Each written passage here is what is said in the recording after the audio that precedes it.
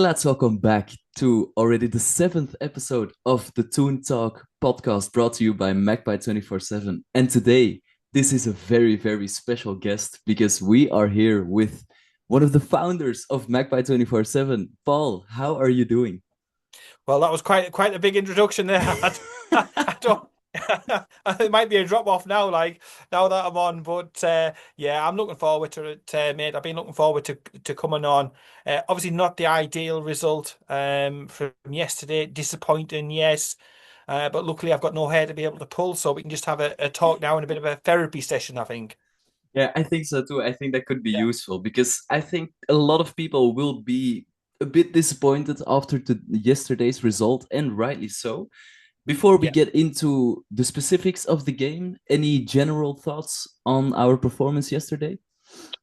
Oh, well, I don't want to swear too much too early into it, but the word underwhelming, I think, would be the way to describe it because I think I went in with high expectations, and I felt distinctly underwhelmed after it. It's a missed opportunity, and very underwhelming, the performance and the result, I'm afraid. Mhm. I wish I was able to talk about lots of positives. It's much better because some people say, oh, you enjoy it when we're not doing stuff. Oh, it's more. It's not. It's so much better. It is so much better. The page, the comments come alive. There's posts left, right, and centre. It's always better when we're doing well. We always want the best for Newcastle United. Exactly, exactly. And unfortunately, what we saw yesterday wasn't exactly the best of Newcastle United. Despite the fact that we did line up pretty strong for this game, I suggest we head over to Kyle's voice message right this second because he Yeah. gave us a quick reaction to the starting lineup. And what's happening, everyone? It's Cal from Magpie 24/7, and I hope you're all good.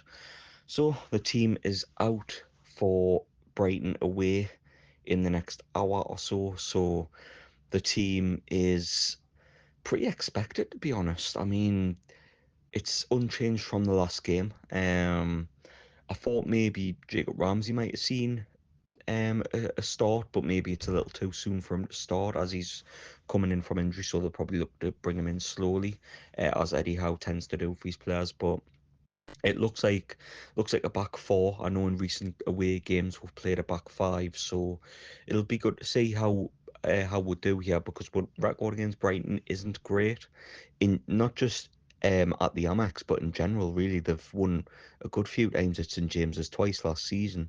So yeah, a very good side, a very hard side stylistically for us to come up against. But one thing that we have got this season is a really good defense in terms of being able to keep a clean sheet and stuff like that. But away from home, that's all it has been. We haven't offered much going forward.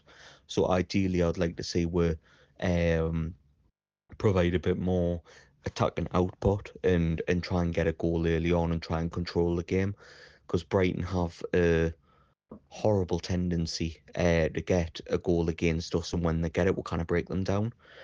So the first goal for me is really important in this game. Um, I've seen a few things online saying should we perhaps be unhappy with a draw here, but I think considering the level of opposition and stuff like that, I think a draw would be a good result.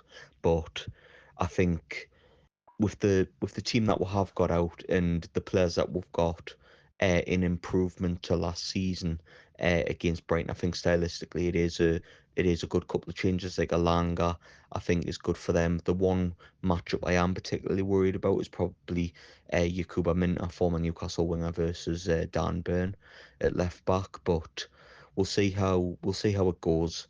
But yeah, I'm confident we can get a result here. And I think we'll order a result at the Amex Stadium. So time to get one. So thank you, Kyle, for that input. What were your general thoughts on the 11 men who started this game? Um, to be honest, I was in two separate trains of thought. I did think that Eddie Howe would make changes, given the fact that Joe Linton and Bruno had a 5,000 mile journey. Obviously, Joe Linton Mhm. had them shenanigans, didn't he, on the way out with the issues with the plane and having to sort of redo some of the journey. Yeah. I did think there was going to be changes. Lots of talk about Jacob Ramsey, lots of talks about Miley coming into the midfield just to freshen things up, just to rest legs, with obviously thoughts about a game already on Tuesday on the horizon.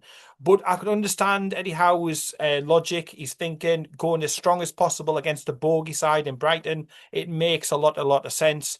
But yeah, again, definitely with the benefit of hindsight, but I did obviously a prediction, a preview for Magpie 24/7, and I predicted that Miley would come into the team at Joe Linton's expense, really, just to keep it nice and fresh.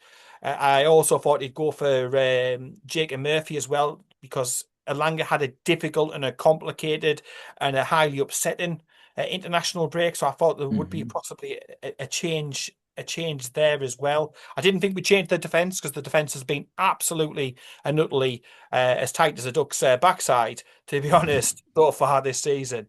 The defense has been great. Pope has been fantastic, so I didn't think we'd change that, but I thought we'd freshen it up going forward. But I was happy to back what Eddie Howe went with, but it was just a bit of a head scratcher. That's not criticising Eddie Howe before anybody says it in the comments, because it seems to be. I've had a couple of them today. It's like, oh, how dare you? How dare not criticize? I'm just literally telling you how I saw it from the heart. Exactly. And that's exactly what we have the podcast for. It's to discuss what our thoughts were on games like this. And what you said about the starting 11, I think I actually agree with, and maybe even Eddie Howe, with the benefit of hindsight, agrees with you as well, especially on the Miley point. I think Joe Linton did look a bit off it against Brighton yesterday. He looked over eager to get into challenges, to make it a scruffy game instead of a game in which the side which has the best quality wins the game. Because if that's what we're turning it into, then we end up with 3 points, in my opinion.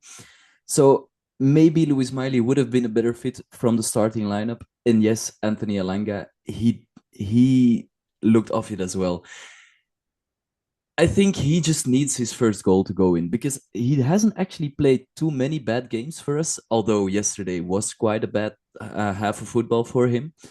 But he's lacking that confidence, and he's trying to make things happen in ways which aren't his usual style of play, and he just needs to stick to the basics. Whereas on the other hand, you have Jacob Murphy, who continuously shows us that he is our most creative player at this moment in time. So I think I would have started at least one of them, if not both of them as well. Yeah, if you're Jacob Murphy, you've got to feel so sorry for him. He's battled his way to get into the team. He's sort of outlasted Miguel Miron. He's got a run of games. He's played absolutely fantastic. He's literally probably the reason why Isak isn't doing what he was doing at Newcastle at the end of the day. And then to find yourself outside of the team to a player who looks, you're right, it does look devoid of a little bit of confidence. His first touch has just deserted him. No crossing, no shooting. He touches the ball, it's going out, it's ricocheting off him. It's nothing's working for Elanga at the moment, and he's come off the back of an absolutely disastrous result against, was it Kosovo? Yeah, 1-0 Kosovo. Sweden, bottom of their qualification group. The international manager, Jon Dahl Tomasson. I had his shirt actually back in the day. There's a little thing for you. Jon Dahl Tomasson shirt. Oh my word. I told you it was therapy. But at the end of the day, it's like he's had a bad time away on the international thing. You spoke about how Gordon came back bouncing through the door after a goal, after playing really well, after getting some good crosses in a good performance against Latvia. Elanga was quite the different one, and he just looks so absolutely shot of confidence, and I think he's one of these players that I think that needs a bit of an arm around him and a bit of a G up. And you're right, he needs a goal to go in off, whether it goes off his backside, whether it goes in like exactly. Valdemar did when he scored for Germany against Northern Ireland, where it goes off the back of your neck, your shoulder, whatever, just to break the duck and to take the pressure off, get the monkey off your back, and then bang, hopefully we'll see the Elanga from Nottingham Forest. Exactly. A quick point on Voltemade. I saw him after the game refusing to swap shirts with Daniel Ballard. So that's someone who is completely understanding the message. So that's fantastic to see. And for The Elanga, one, the one the same plane. The one the same plane coming back. yeah, I Both saw that obviously as well. all flying in, and obviously he refused to sit anywhere near him. So good lad, good lad. Fantastic. I was He asked on understands Sky what it about that. means. Just absolutely class, absolutely class. And for the other players, I think it's not to be underestimated how much of an impact, especially when it's about World Cup qualifiers, these international games can have on a player. Because I think that is one of maybe the only positives from our game yesterday. Has to be Bruno Guimaraes. I thought he was hungry. He looked hungry. He looked to create stuff, which I don't like to mention it, but if we had someone whose first instinct was to get goals for himself instead of setting up teammates, I think Isaac would have come on the end of one or two of Yeah, I those think we're passes. missing a trick, with Bruno. We're missing a trick because if you watch Mm-hmm. him for Brazil, and like I say, I've become a German national watch, team watcher, which I never was before, and a Brazilian now. I've got a Brazilian flag in front of us recording this. Um, and if you watch him for Brazil, he gets so much further forward. And I think if we were to play with a double pivot, especially in away games, if you have Mm-hmm. Miley and Tonali plays a bit of a double pivot, protecting the back four to stop the situations where we get runners under our defence, and then you push Bruno further up, I think we would get more goals, we would get more assists, we would get more chances created. It pulls out some of their defence for like a Brighton in a deep block. It's going to bring out some of their players, create some space for Valdemada, create some Mm-hmm. space, hopefully as well for your Alangas if they're starting, your Gordons who are starting, because I think at the moment the midfield shape, the three of them there in a very neat little line, it isn't working because it's we can't get them balls pinged out like we need to the Mm-hmm. wide attacking players. And we're not seeing the best of Bruno because we're not getting them further enough forward. So Exactly. it's a Yeah, big thing, I think, at the moment. I agree with that as well, because over the summer I think we signed pretty much every glaring need we had. But if you looked a bit more under the hood, there was some case to be made for a bit more creativity in this midfield. I was especially a big advocate of signing someone to offer that creativity.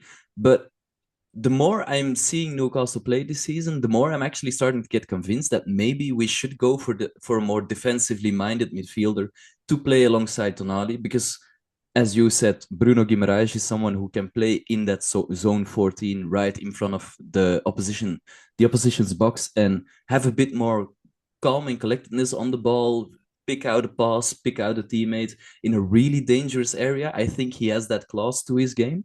And with Tonali, you have someone who has the dynamism and the creativity to bomb on forward as well. So having someone with that defensive ability in our midfield could actually be a really, really interesting case as well. Because Yeah, right now, we need that fox at the edge of the box. You need that player to be able to be there to just to mix it up, and also as well when the opposition's defense have the ball, the two centre backs, and they're getting ready to spray it as we do, and look mhm, for the diagonal runs. Again, you're allowed to literally straight away hit those two centre backs and stop that ball being chucked forward, like what was the case yesterday with exactly. the Brighton winning goal. So if we could have a Bruno up at the edge of the box, they're not going to be looking to do that great Hollywood ball forward and cause us trouble. They're going to be looking short. They're going to be looking to try and play it out and not give the ball away. It gives them a little bit of food for thought. And I Mhm, don't think I agree totally with you. We have not done enough. Whether Jacob Ramsey comes in and he is the answer for that, whether Eddie Howe has identified him as that person. Because I think at the moment, Joe Linton, as much as I love him, I've got a Joe Linton shirt behind us right mhm, now, mad Joe Linton fan, but I think Joe Linton's position in the team has to be under severe threat. And as much as that actually, it really aches me to be able to say that because mhm. I love, I mean, I've got a Kit Spire shirt next to a Joe Linton shirt. So that tells you the sort Yeah, of yeah. mad, maverick, hard as nails type plays that Mhm. I really sort of go for on top of the Shearers and stuff like that, Absolutely. obviously. But, Absolutely. you know, um, And I think it's also something a lot of us fans forget. There are so many games over the course of a season. You already need 4 or 5 midfielders to play those 3 midfield slots, because you're going to have suspensions, you're going to have injuries, you're going to need to rest players, and you're also going to have to be a little bit tactically flexible when you're facing different teams from different nations. So I think it's only a good thing to just keep adding more different profiles to that midfield. Yeah. If we want to, you alluded to the first Brighton goal or the second Brighton goal, I think there a Yeah, little the bit. second one was it was a one that where we needed Voltemada, or we needed a number 10 or somebody like that Mhm. to be able to close it down um a lot quicker, just to disrupt the flow of the team, because at home 1-1 they're going to be going for it. They've got to try and get a second goal. They've got to try and win Yeah. the home games. So you knew they were going to come at it, and you put pressure on there, you cut that ball out, and then the ricochet, the bounce doesn't happen, and then Mhm. Welbeck doesn't turn into not Cristiano, original Ronaldo. Yeah. For those of you of a certain generation like me, when you think Ronaldo, you think the Brazilian one and not the Portuguese playboy. I completely get it. Yeah, I think you make a really fair point there because with the first goal Brighton scored, it's exactly the same case. It was a sequence of a couple of minutes where Brighton were just passing the ball in between Dunk and Van Heck, and Voltemade was just kind of shifting his body towards the ball, but not actually putting pressure on them, which gave Yeah, Van Heck the time to just pick out a midfielder who was moving in between our tightly knit midfield block, and he only had to turn and play it through to Welbeck, who admittedly finished it really brilliantly, but it's still so yeah. avoidable. What was Sven Botman doing? Did you see? Have you watched? Yeah, I've watched it back a few times, and it looks a bit Strictly Come Dancing, doesn't it? yeah, I was going to hold a seven board up or something like that whilst I was watching it, but I mean, I love Sven Botman's class, and our defense has been unbelievable. And we've got some square absolutely. pegs and round holes at the moment. We've obviously Dan Burn left back, Kieran Trippier. I mean, he's a right back, but he's an aging right back, and Mhm. not the quickest and stuff. But we've got a little bit of an issue at full back at the moment. But we gifted them both goals. The first one, you're quite correct. We need to stop that before it gets where you've got a situation where you've got their midfield three running at our defence, and our three midfielders, like you say, all in a nice straight line, Yeah. sort of chasing them a couple of yards back. That's an absolute huge danger area, and there should have been, there should have been alarms sounding Yeah. that was going to be trouble, because there was no way Pope was saving it, No, unfortunately. no, there wasn't. I mean, they cut straight through us. That's something I think should never really be allowed. But it is right to touch upon our defense, in my opinion, because this was the first game where we could honestly say they dropped one or two, not Kind even of, errors, oh, yeah, moments of madness, isn't it? yeah, lapses of concentration indeed. But other than that, they have been class so far this season, and there have been two things that actually really or I have actually really noticed, especially against Brighton, when it comes to our center backs. Sven Botman, on the one hand, I think his long balls aren't talked about enough because he gave Yeah. a lot of pinpoint long balls, especially to Jacob Murphy, which I thought were really exciting. And Jaws' calmness in any single situation.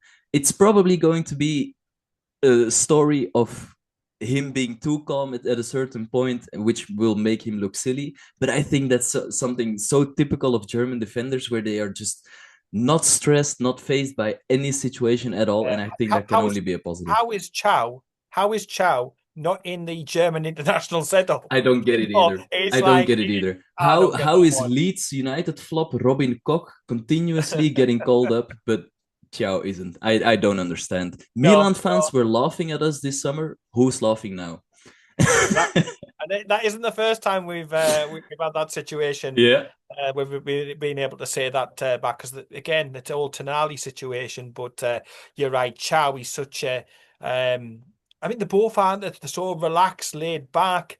They're going through the stride, and they just give you that confidence. Yes, there was one or two little issues in that game yesterday, but again, we're looking over the entire season. If you're to judge what they've Mhm. done so far, they've both been fantastic. But Sven Botman, yeah, just sort of copying the Fabian Schär model of being able to ping absolutely beautifully the ball about, and Sven Botman pinging it out to Jacob Murphy getting it, and getting the ball in.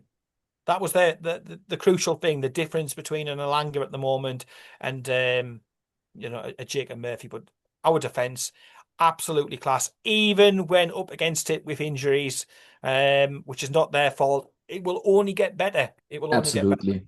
Yes, and I think even Dan Burn could get even better still if he is allowed to have 1 or 2 games rest or isn't consistently played out Yeah. of position.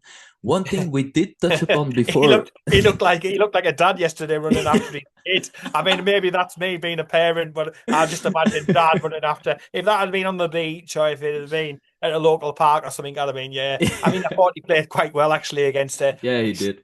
tricky opposition, but at times when he was running after him, it did look a little bit sort of Mhm. father and son type. Exactly. You know, It's thing his going on there. physical attributes which get exposed, and those are something he can absolutely do nothing about. So again, having an out and out left back in there is just something that's going to solve those Yeah, problems. Hall as soon as Hall's available, no messing around, no nothing. He comes straight in, and I think Dan Burn drops down to the bench. As much as again, we I all think love so Dan too. Burn, but Mhm. it's got to be it's a squad game. We've got to keep him fit and available and ready Absolutely. And whenever we need him. dropping him down to the bench doesn't necessarily mean we're not ever going to play him again, or he doesn't have an impact on the team, because as we consistently hear from every single footballer in the space, having those big personalities in the dressing room who don't necessarily play week in week out are just as important as your most skillful, most influential players on the Yeah. pitch. So I Well, think Dan Burn could look be at that Eddie for Howe. us. Eddie Howe on about Callum Wilson last season, and saying the difference that he made behind the scenes, and not just that, but what we want is flexibility. So we want Visser back so that we can play maybe Visser up top, play Voltemada as a 10. You could play Voltemada up top, and then Visser out wide right. You want to be able to see a game out. You've got Fabian Schär, Dan Burn on the bench. Let's bring one of them on and go to a free at the back.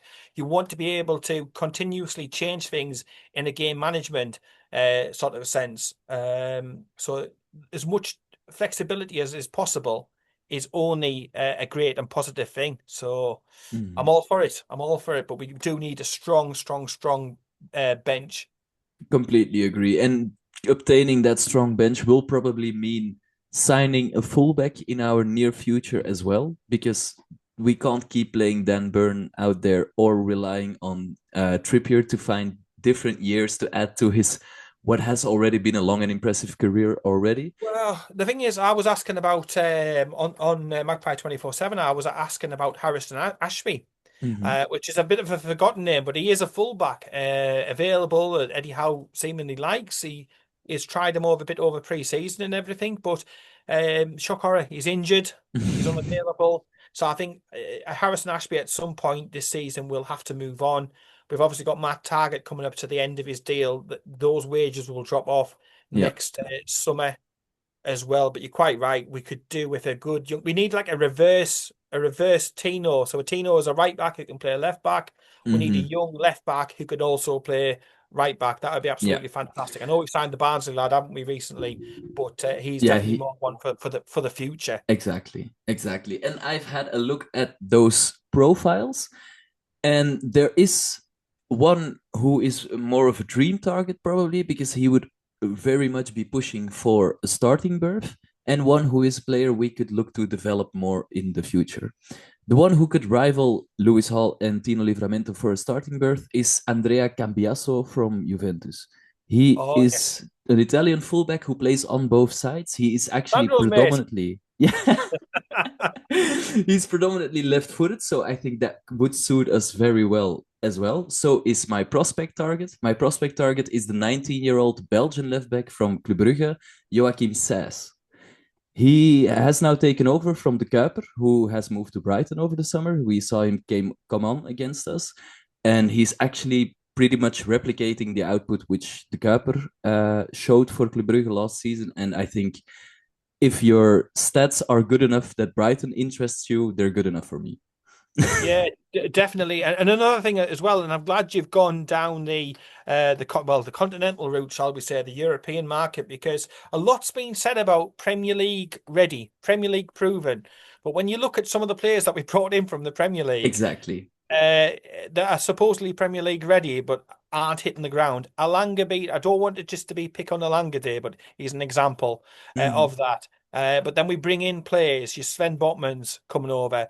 Your Walter Marders coming over, and they have taken to it fantastically well. So I just think, Absolutely. like you said, if your stats are good enough, if you can back it up, it doesn't matter which league you've been in, where you come from, or anything. We should be casting our net far and wide, like what Brighton do so Exactly. well. And the added benefit of that as well is a player with exactly the same stats who is playing in the Premier League is probably about 20 million pounds more expensive than someone Yeah. who is playing abroad. So in a PSR restricted world, that's even more important for us to be looking out for. Definitely. All right, I think that's about everything from the first half we needed to touch upon. I suggest we have a listen to both Kyle and Shane's thoughts on the first half. Both of them sent us voice messages. So it's half time at the Amex, and it's Brighton 1, Newcastle United 0, and it's been a really frustrating half, to be honest. I think we started the first 5 to 10 minutes really well. Bruno gets a really good chance, and I think, to be honest, he should either hit the target or even put that away, but he puts it wide, and then that's kind of where our half peaked. Just just not good enough, really. Just we're attacking force. It just isn't doing enough. Like with defence, that's the first goal that's conceded this season away from home in the league, and going forward will just look shocking. Gordon, even though he's done well for England recently and he's been good in the Champions League, he hasn't been good in the Premier League for a long, long time now. He's been below par, and then Alanga, when you signing as well, just doesn't look up to scratch at the minute. Like it seems really poor from Newcastle. Like away from home would just look way off it. Like but Walter has had a really good couple of really good touches, and linking up the play between the midfield and the forward three. But Gordon and Alanga just not doing enough. Like they're not doing what they're good at, which is getting in behind their man and using their pace to really cause problems. And you've got Gordon losing the ball to um Rutter, I think it was, before the end of the first half, and he's throwing his arms around and that. And it's like you need to be more direct and putting the ball into the box instead of fucking flapping your arms around. Like it's really poor from Newcastle, and like we've played 4 away games in the league this season now, and how many chances have we had in those 4 games? It just hasn't been good enough from Newcastle. It's been really poor. Hopefully, I sound like a bit of an idiot at the end of this. At the end of this, as I go to my full-time thoughts, but first half I'm really unimpressed. And to be honest, if Newcastle keep playing the way they're playing, it'll be a fourth game away from home where they don't score, and it hasn't been good enough at all. Big half ahead, big changes needed. Are you all right, Ian? It's half time at the Amex. I don't know if you can hear me very well. It's quite loud, but yeah, it's not looking good. 1-0 down. We seem to have put in a good shift, really. Like Malik Chow being solid in places, Kieran Trippier solid in places, Dan Burns solid in places, and so Botman as well.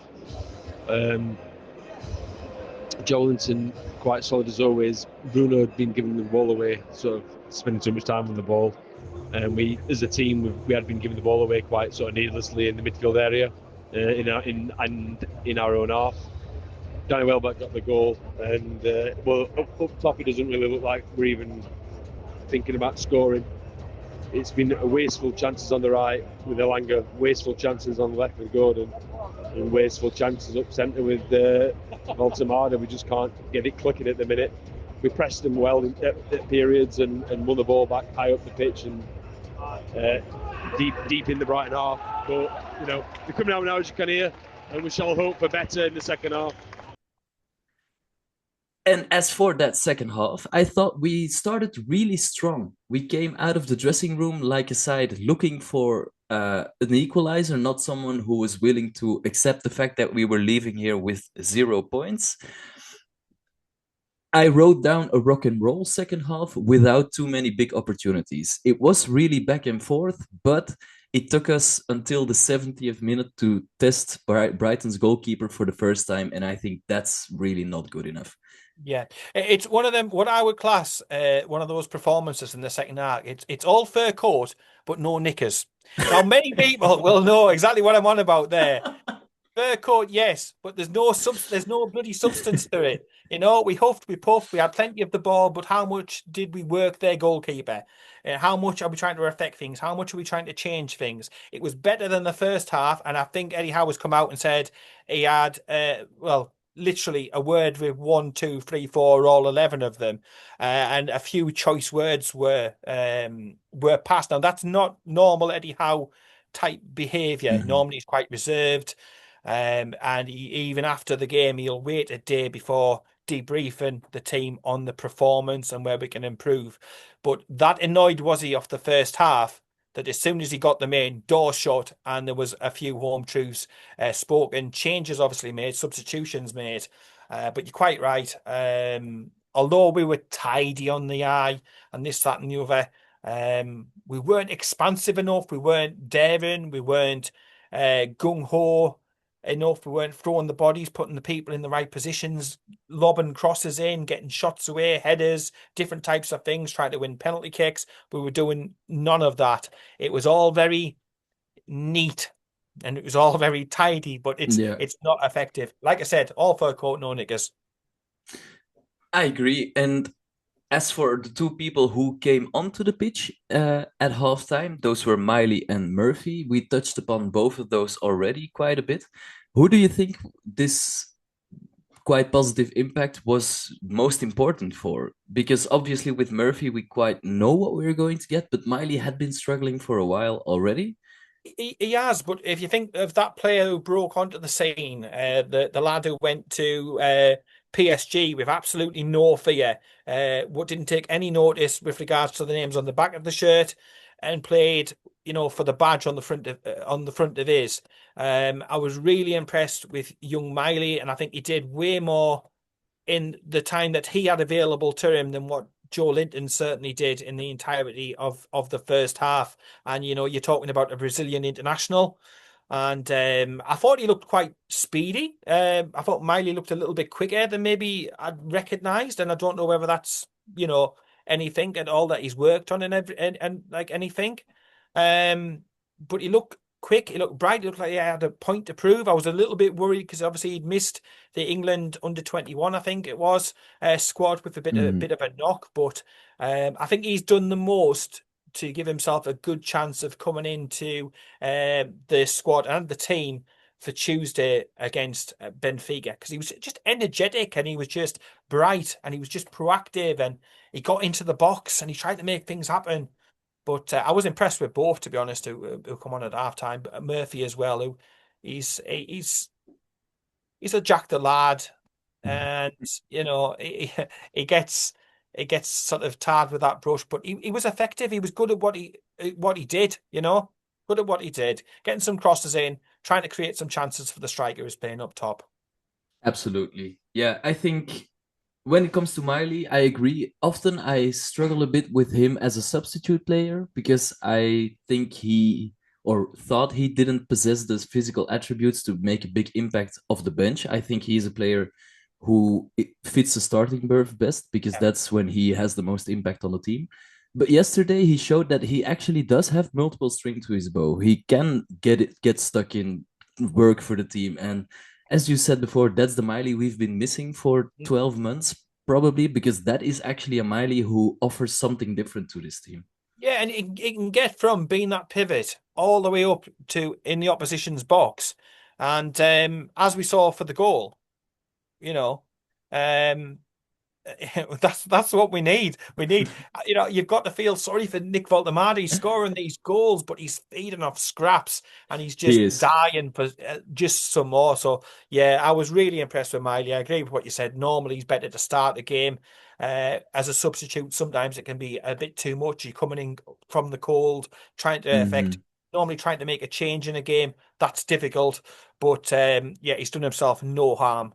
Looking forward to Benfica at St. James's. Absolutely not. And you alluded to it already right there. I suggest we get straight into it. The Nick Voltemade goal. What were your thoughts on his goal? Volta Messi, absolutely class, absolutely class. Going back to the USG game, the Champions League goal that he scored, I was adamant at first when I first saw that goal. It's a Tonali goal. It's a Tonali goal. but when you see it back, I was like, you absolute sexy bastard. I thought that is absolutely brilliant. What a bit of skill. We're It going back to is. the call it sexy football days, but that was just some exquisite footwork. And you don't expect it, the size that he is, the build that he is, to be able to work like that. But again, we saw some other just good sort of almost Peter Beasley-esque just feet. And the opposition was mesmerized. And before they knew it, he was gone. It is. And again, for that goal yesterday, it was absolute and utter filth. It was. It could have come with a bloody 18 warning. When you watched it, I was like, you absolute sexy bastard. It's I said, "You'll do it for unbelievable. me."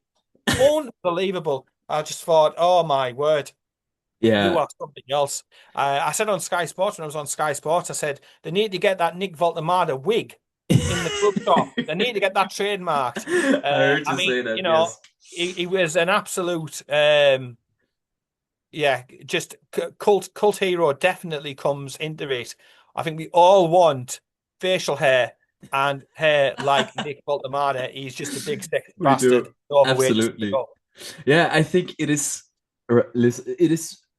really, really hard for us not to go a little bit too crazy about him and maybe ramp up the pressure to levels which even for a player of his ability isn't realistic to live up to.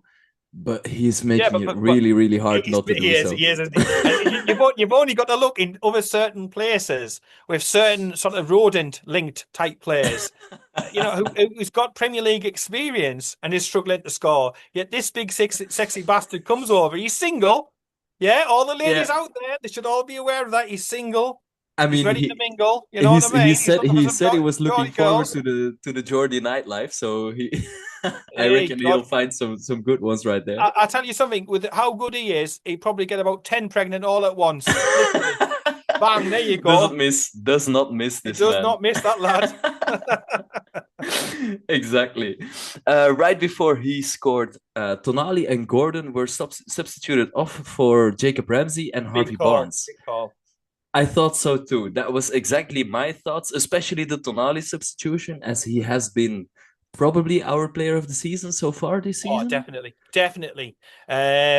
He's been our best player by an absolute country mile. I know when I've done the Finalysis stuff on him, he's the highest rated player that I've done. He's the highest rated player from the rest of the Finalysis team as well. So to take him off, it shows that Eddie Howe is firmly in charge. He's got the cojones to be able to pull big named players off to be able to change it. There's no point. It's the definition of insanity to keep trying the same things that are failing and then expecting a different outcome. So again, credit to Eddie Howe for being bold enough to be able to say, look, we need to roll the dice because we're just going to come out of this not with a positive outcome. So yeah, kudos to him for doing that. And it nearly worked. Yeah, I agree, because we do score 4 minutes later, and okay, it's not necessarily an assist or a goal from Ramsey or Barnes, but they do offer you something different.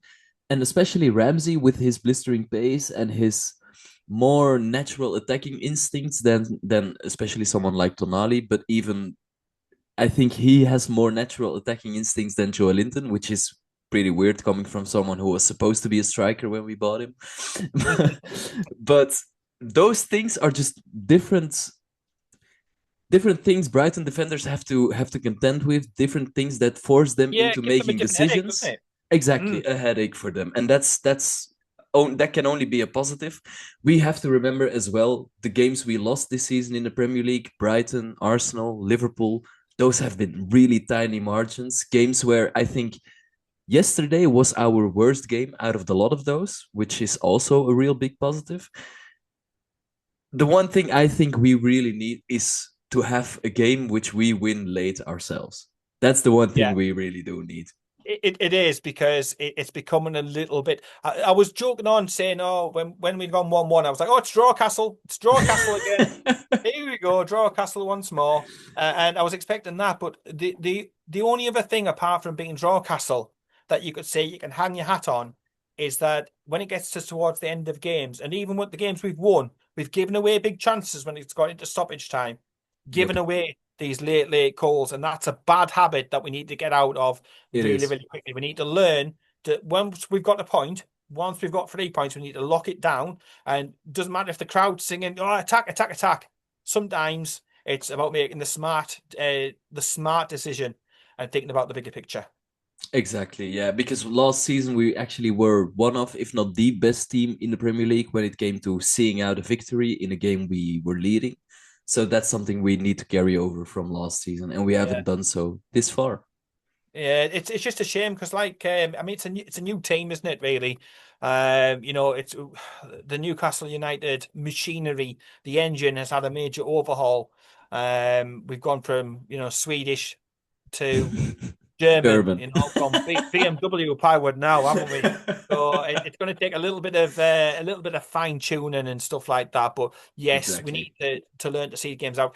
And that's not just on the defense, that comes from the very front. So that's chasing down the balls to stop the long balls from coming on. That's changing the shape to make sure that we've got a pivot in there, a double pivot, protection for the back. That's maybe bringing on an extra central defender when we've got more people available, ensuring things up, seeing things out, snuffing it out, because the margins are so narrow. If we've got a couple of points here and there out of some of these games, or it would have been a totally different look and outlook, and the table would look so much different as well. Not that it matters, like, until after sort of 10 games, but unless Exactly, you're a yeah. Sunderland supporter with getting your wank sock out, like, or something like that, it's only them lot who's getting excited this early in the season. We'll see you in May, lads. We'll see you in May. Exactly, exactly.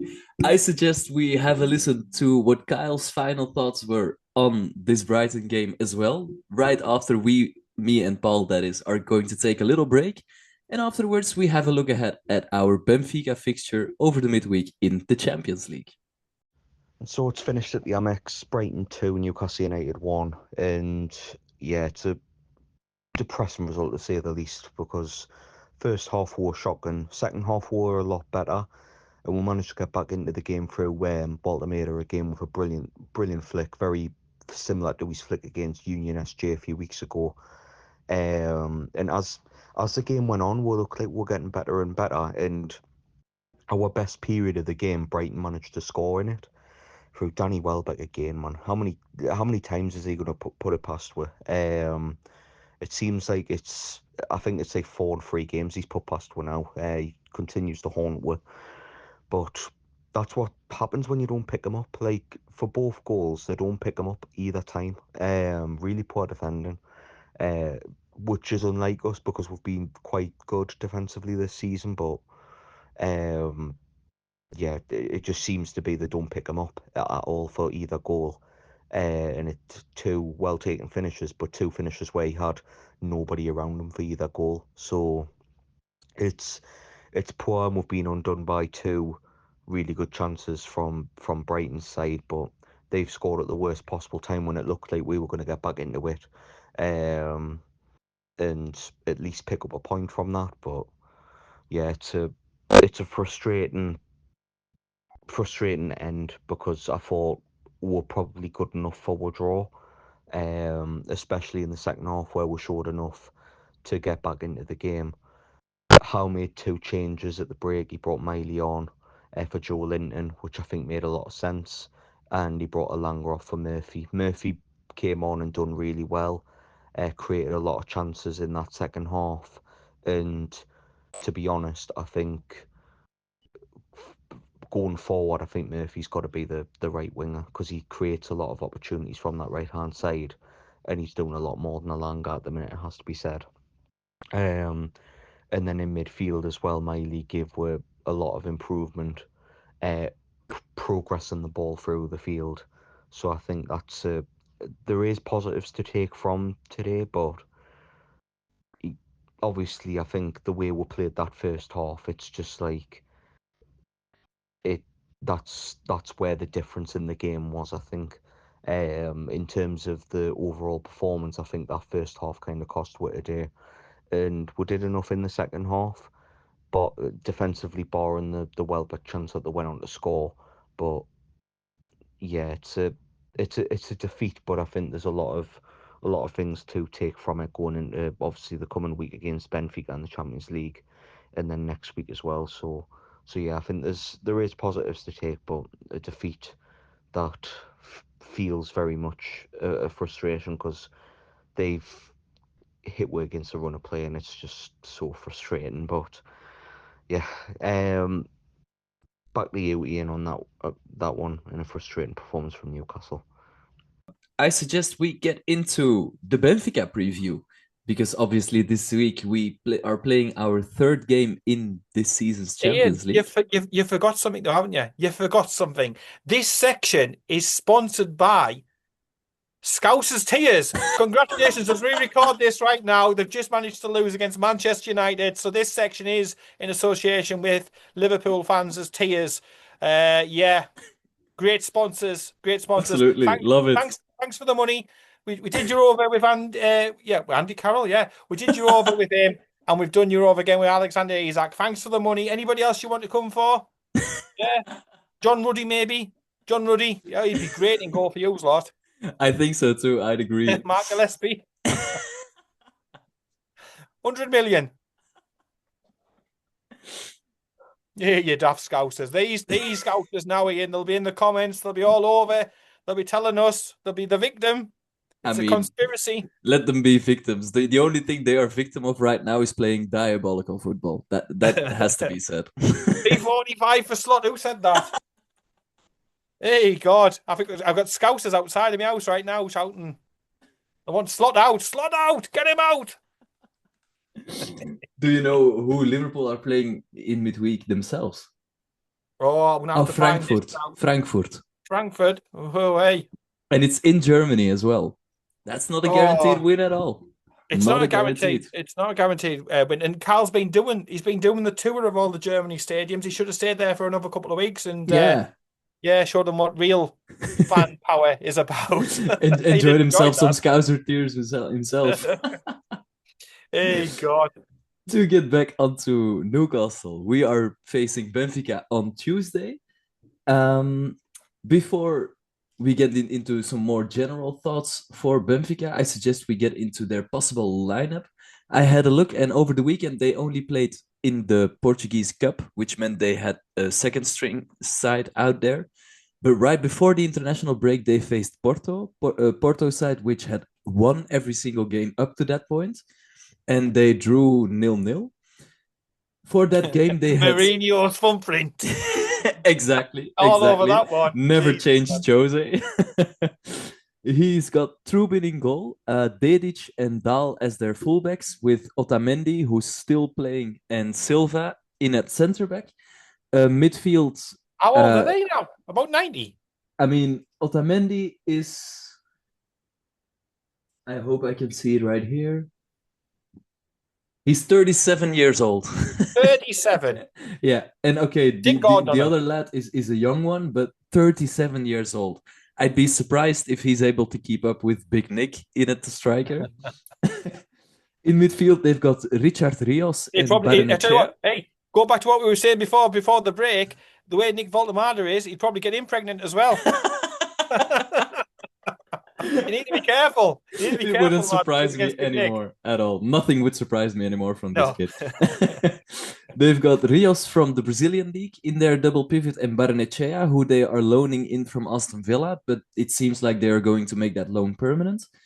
In at number 10, Georgi Sudakov, who they bought from Shakhtar Donetsk. Dodi Lukebakio on the right wing, who is a Belgian winger they bought from Sevilla last summer. He was Sevilla's best player, but he is a pretty raw player, in my opinion. Arns, this is one of the only names in world football I really, really struggle with. Arnsens. This is a Danish winger. I'm not going to butcher. We'll call him name. Dave. Exactly. For the time being, he's called Dave. So Dave on the left-hand side, and then Pavlidis in at the striker role. Are there any players you are worried about? With the greatest of respect, we shouldn't be. I'm more slightly worried about how they will line up, because if it's going to be a Jose Mourinho side, you know they are going to come and keep things tight and play with a low block. And these are teams we don't historically like playing against. These sort of systems, they're going to play with that low block. They're going to play with a double pivot. They are going to drop to the floor. They're going to roll about. It's all of that, the circus that comes with Mourinho, that I'm more not looking forward to. But with the fact that they've got an 87-year-old defender, that does pique me interest a little bit.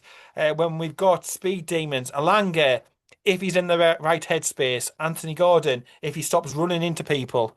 We've got some good, quick players. It's a shame we haven't got the Lewis Halls of the world available. But, if I was Eddie Howe, I'd certainly be looking to exploit the age issues. But they've got a team. They've got a decent team. There's no doubt about it. But the league that they're in, we should be looking at home to get the job done. But I think it's more on us and what we do as opposed to the opposition. Jose Mourinho's always struggles slightly at St James's Park. There's the Bobby connection as well.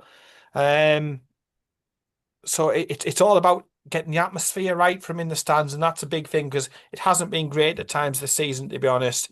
The atmosphere at times has lacked a little bit, and it ekes onto the pitch. We need a great atmosphere, a Champions League night type atmosphere, and we need to be playing our A game against the 80-odd-year-old defender. Exactly. Yeah, I think the defense has to be their weak point. With some pace in behind, we are probably going to benefit. But I would personally start Murphy in this one because, as you alluded to, they are most likely going to be sitting deep. And in those games, I think you are more, or you're better off with Murphy on the wing than with Elanga on the wing, because if Elanga can't run in 100%. behind, yeah. Yeah. As for the midfield, I think it's going to be an absolute battle because Barrenetxea, Rios, Sudakov, these are all players who have their physicality on their side. Barrero as well, who is a player from Luxembourg, they have in their midfield. But as we know, we don't lack any physical capabilities in our midfield as well. So that should be an interesting battle. And then up top, Pavlidis always scores goals in the Champions League, but that is because he is one of these Gyökeres level strikers. He knows where the back of the net is, and he can score when he's presented with opportunities. But we should have the defensive capability to limit his opportunities to absolute zero, actually.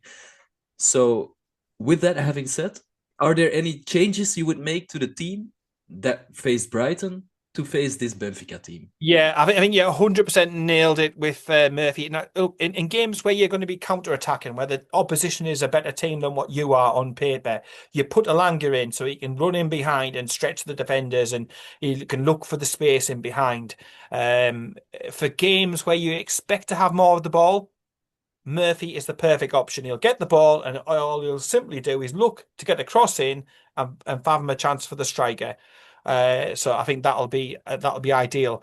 The headache, I think, comes in the central midfield three. Tonali looks like he's carrying a bit of a knock. Does he come in? Bruno, he's played so many minutes, but I think he stays in. And then Lewis Miley had such a great cameo down, against Brighton, that he's made such a strong statement and reason to want to bring him in. In defence, I think we go as how we are because we've got literally no options unless you bring Kraft in, which I don't think that you do. Pope remains in goal. He couldn't do anything about the 2 goals that he'd conceded. And Big Nick, he'll be up top because, again, we're still waiting for Visser to get fit. I don't think Asula is ready, but Asula has an ankle knock as well. So I don't think he'll be risked either. So, yeah, I see Voltemade starting up front. I see Murphy on one side. On the other side, I think Gordon, again, his pace up against an aging defence could be a real string to the bow. And he looked annoyed and angry coming off against Brighton. So it might have been his bonnet like he did against Latvia. But if he's not in the right headspace, then I'd play Harvey Barnes, and I'd be telling Harvey Barnes, you're going to get a run in the team, and Gordon's going to get some time on the bench because maybe that'll light the fire underneath Gordon, because I'm sick and tired of him running into opposition players and then just falling down and looking for free kicks. I want to see him beat a man and whip across in. I want to see him do that. Shot the goal that he scored for England. I want to see that at Newcastle more. Exactly. I want to see him driving into the box. So I would definitely play Jacob Murphy. I'd be tempted to bring in young Miley as well. And I don't know if Gordon's done enough to keep the shirt, but Eddie Howe does like Gordon, and Gordon on his A game, on his best day, is a difference maker. And in the Champions League, you need those different makers, playing for you. Absolutely. And I also think Gordon just brings a couple of different extra levels of energy when it comes, especially compared to Barnes. I like Barnes, but Barnes is a bit too one-dimensional, in my opinion. Against Brighton, I thought it was a smart idea to bring him on because this is a player who always consistently looks to shoot for himself, but to have that from the get-go isn't necessarily always a positive. One thing that I do want to point towards as well is I think Gordon. Here's one. I'll throw one in. Play Gordon up top and against your 90-year-old defender, and play Barnes on the left-hand side. Because that would be a possibility as well. It rests Nick up, doesn't it? It rests Nick up ready for the. And I tell you what, the game afterwards, Fulham, massive game as well. So let's not be taking our eyes off that one. So that's true as well. But the one thing I did want to mention as well, which I just noticed, Benfica don't have a single defender above 6'1". Ah. Yeah. Yeah. That's an interesting one as well. Yeah. So again, you'd think that Walter Messi would potentially fill his boots. Exactly. Although Trubin is 6'4", is it? 2 meters? Quick maths. 6'5". So he's about the same height as Voltemade is. Yeah, but that's the goalie. So yeah. So that could be interesting. Hopefully, their goalkeeper is a pretty busy boy. Let's hope that. I mean, the things I've seen from Trubin, he's actually pretty bad at defending set pieces, so that could also be a possible positive for us. Yeah. We've touched on Mourinho as well for this game. What are your score predictions? Oh, I'll tell you what, I was going on quite a good run up until I predicted 2-1 for Newcastle at the weekend, and obviously it was the opposite bloody way around, about right. But for me, this is a really important one. If you're going to be getting out of this group, we need a win here. We need to follow it up. We can't be getting a one result and then getting a frustrating result. I know we were close against Barcelona 2-1, but I've got a feeling in this game 2-0 Newcastle United. 2-0. All right. 2-0. I'm going to back that up with a 3-1. I think we're going to be 3-0 up by the 80th minute and give away a sloppy goal at the end, unfortunately. Which I'll be sure to complain about. I'll be pulling the rest of my hair out. I'll need that Nick Voltemade wig. Jesus wept. I want to keep a clean sheet. Fantastic. So those are our score predictions. With that having said, I suggest we move on to the last segment of today's podcast, which is a pretty interesting segment as well, in my opinion. I am taking our squad here in front of me, and I suggest we are grading the start of every single Newcastle United player to the season. Starting, I mean, some players will take a little longer than other players. I don't think it's necessarily fair to give Aaron Ramsdale a rating already, and that's probably explained by the next player, Nick Pope. It's got to be a 10, right? It's got to be an A. Do we do it in numbers or in letters? I think letters. Now I'll tell you now. Okay. I'll let you do a little bit of a secret. In a previous life before Magpie 24/7, for about 8-9 years, I worked in a school. I was teaching. Okay. Forest school. I worked in a primary school. All right, I didn't know that. So I can do all this grading. Do this absolutely fast. I still get Mr. Rutted everywhere I go around here, with kids and parents and stuff. Fantastic. So yeah, I can give these grades out. To me, Nick Pope he's had his critics, he's had critique, he's had one or two little moments like the game when he's trying to win the game for Newcastle. So he lobs the ball out. He's not thinking about keeping the point. Now the ball goes to a Liverpool player and ends up in the back of his net. Things like that are going to happen because he's trying to be proactive and he's trying to win the game for Newcastle United. Now, I would sit there and I was frustrated. I felt like somebody literally kicked us in the nuts when I was at St. James's Park after that game. But he's still been really, really good. You look at how many clean sheets he's kept, and he's got to be A star, star students so far in the goalkeepers I department. A completely bit of a agree. SWAT, apple on the table, A star. Not A star, A definitely for Nick Pope. Absolutely. Absolutely. And I think we can move on straight away to a different A in defense. Malik Chow has to be an A as well. Like I say, A star possibly for this lad because he's come in, and this is why Fabian Schär was so desperate not to get out of the team. That's why he played when he was concussed. He kept getting knocked down, injuries. He didn't want to get out of the team because he knew from training that once Malik Chow got in that team, it would literally be an impossible task to get him back out of that side. So I feel for Fabian Schär, I like Schär, but Chow A star, absolute SWAT.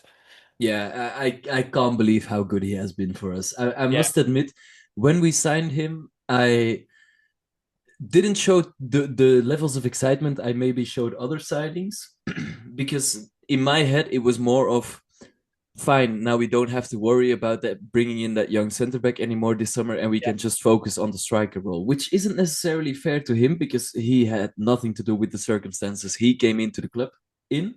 But in a turbulent time for this club, replacing a player who has performed at such a high level for so many years for us, it's such a big testament to how unbelievable he has been. I think the Athletic released an article in which they ranked every single summer signing on their impact over the summer, over the start of the season, and we had two players inside of the top 10, with Piao being one of them. And I don't think anyone would have predicted that at the start of the season. Yeah, Anyone and at yet all.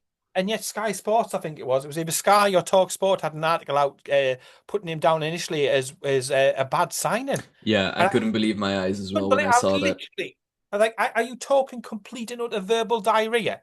Have you watched a Newcastle United game? Because he's just such a unbelievable defender. He's athletic. He can step out. He's physically built. He can do everything that you want your modern centre back Absolutely. to do, and he's comfortable at bringing the ball out, and he just looks so calm and reassuring watching him, and he's been an absolutely amazing signing. Thank you for all you lovely Milan fans who like to Yeah. give a little bit of Wow. grief now and again about Tonali and the likes. But yeah, happy days as far as I'm concerned. I was like you when we signed him. I was more worried about striking reinforcements. I was like, oh, centre back, yeah, great. But I want a striker. We need two strikers. That was the sort of focus of the entire fan base at that time. But there's no doubt he's turned out to be an absolutely competent, able successor to Fabian Schär. A great lad. And he's, again, he proves the point that you don't have to buy Premier League ready, proven, experienced players to have Exactly. somebody to come in to be absolutely fantastic. He's been great. A star, top of the class, teacher's pet. Exactly. And if we were to move on to his partner as well, Sven Botman, how are we grading him? Because I find that a bit more difficult than Chow. He's been fantastic this far. And I also believe him and Chow complement each other really well. Because as I said before, Sven Botman's long balls have gone a little bit under the radar so far this season. And Chow is more Filth on this podcast today. Hey, goodness me. I know what you mean. I know what you mean. He's and and Sven. Chow's composure, yeah. Yeah, it's unbelievable. They do look like a partnership. You're 1,000% right on that. You look back over the years of the Premier League and the Premiership as it was called beforehand, and you think of some of the great defenders, and you think of the partnerships that we had. I mean, we've had some howlers, we've had some stinkers, so we're able to talk about the full spectrum. But historically, if you're talking about Premier League, people will say, "Oh, Bruce and Pallister," or Tony Adams. All these sort of ones come up. It's all partnerships over the years. The best teams have a foundation partnership to be able to build everything else on. Absolutely. And Botman and Chow look like a partnership and look like they can be the future of our defence for years and years and years to come. And on a side note, I'm absolutely delighted that Sven Botman is back. And his body looks a lot more healthy, and it isn't letting him down, because there was a time recently I thought it could be one of them cases where he just can't get to football. We had Woodgate, didn't we? And he was Mhm. class when available, but he wasn't available enough. And that's how it sort of was previously with Sven Botman. But to see him back playing positively in such a tight defence like we've got is great. I agree you can't probably rate him the same as what you rate Malik Chow at the moment, Mhm. but you would still rate him extremely highly. I think I'd give Botman a B plus. What about you? Yeah, B plus, A minus, B plus. We'll say B plus. If they would add maybe a couple of goals to it, a threat from set pieces, that Yeah. might have pushed them up a little bit more. But what an Mhm. unbelievable defensive partnership we've got. Look, Absolutely. wasn't too long ago we had bloody John Allen Boomsong, we've had Marcelino, I can still remember these lads cracking on. We had Kieran Clark, and we've had some absolute and Grant utter Hanley. we've had some used wet wipes in our Yeah. defence at times. We really have Oh. oxygen thieves at times. So I am absolutely over the moon. Kapaka. Who remembers Kapaka? I don't even know. That name Yeah, does not ring a bell to me. David Beryl, I think he was called. We've had some absolute awful defenders who, it looked as if they'd been put into some sort of employment scheme to be able to play for us. Federico Fernandez So comes to mind as well, the yeah, Argentinian center back. we've had some absolute and utter Absolutely. diamonds. So it makes you appreciate though now, like when we've Mhm. got two excellent centre backs, we've got more than two excellent centre backs. Exactly. Because But, if we want to get onto their backups right now, because I mean, I could mention names like Lascelles, but he's seen what 10, 20 minutes against Arsenal this season, so it's not necessarily fair to give him a rating. Dan Burn, however, we can rate because he has again played so many minutes. And out of all of our defenders, I think he's Eddie Howe's favorite. And you can yeah. clearly see why. And he's getting towards being Thomas Tuchel's favorite as well. Yeah, to be honest, if Dan Burn had broke into my house and you come downstairs and I said, Dan Burn, what are you doing breaking into my house? Rummaging through my drawers or something like that. Say, you know what, Dan? Sit down, I'll make you a drink.